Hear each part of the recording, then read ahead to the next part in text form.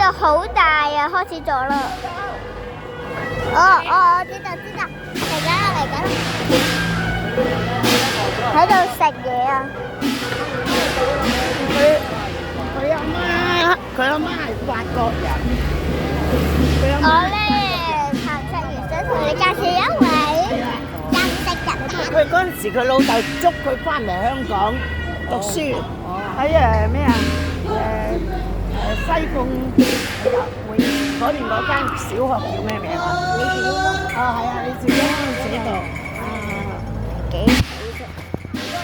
佢都係大啊，嗰時大兩年咯，咁啊。嗰時佢都好後生啦，去捐啊！哇，30幾啦，35啦，去捐啊！係啊，去捐啊！你話佢35歲啦，得唔得？唔係咯，佢就我老公。